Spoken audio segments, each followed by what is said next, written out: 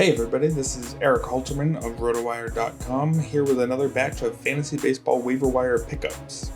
We're going to be going a bit deeper than usual this week because it's trade deadline week, and we're going to be trying to jump on some guys who benefit from recent trades before they become picked up in your leagues. I will note that this is being recorded in the middle of the trade deadline frenzy, so we won't be able to take into account every single deal, but there's some guys who are worth looking at after some of the early moves that we'll be going over here.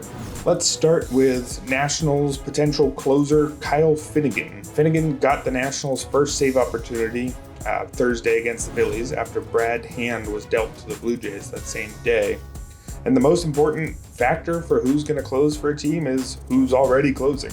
So the fact that he got that opportunity is a huge sign that he's the guy the Nationals are looking at going forward.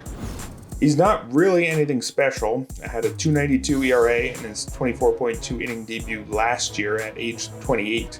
Strikeout rate is a touch above league average, as is the walk rate. So really wouldn't be closing for many teams.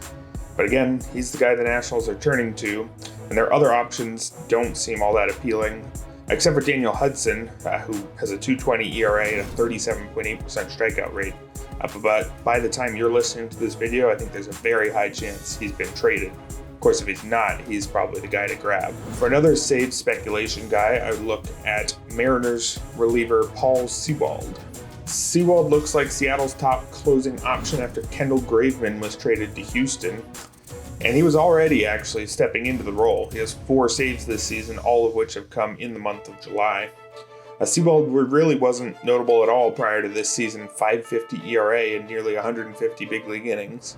He's got a 2.30 ERA in just over 30 innings this season, and it looks for real. In fact, his FIP is all the way down at 169. He's striking out 42.5% of opposing batters to go with a walk rate that's only a bit worse than league average.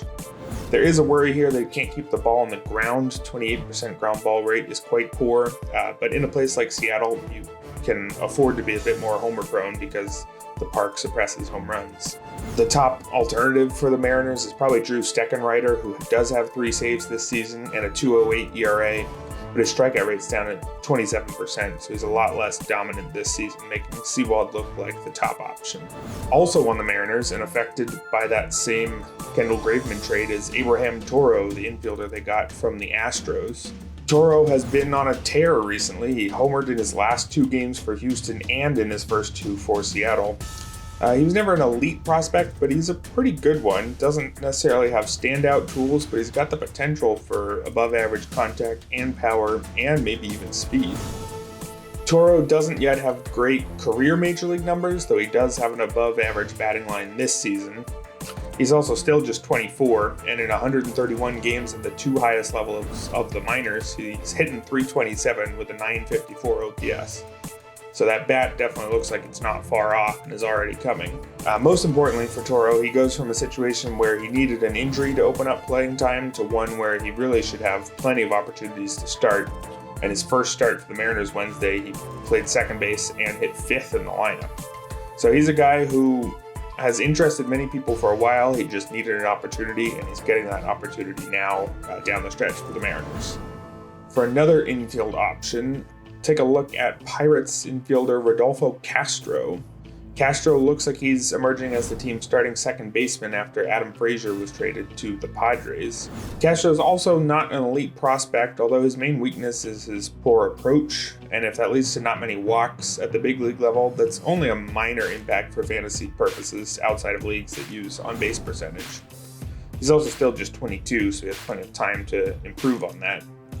He got the call straight out of Double-A, where he was hitting .300 with 11 homers and 6 steals in just 53 games. If you prorate that over 162, that's 34 homers and 18 steals. He's only played 9 MLB games so far in his career, but he has 2 multi-homer games and 5 total home runs.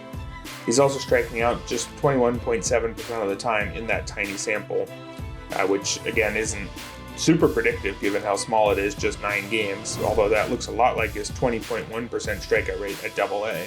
If he's making more contact to go along with some promising power potential, it's a guy definitely worth looking at as long as he has a regular role. It does look like he should have that regular role down the stretch. A team like the Pirates, with where they sit in the standings, doesn't have any reason not to give opportunities to young guys like Castro so they can see what they have in players like him for the future.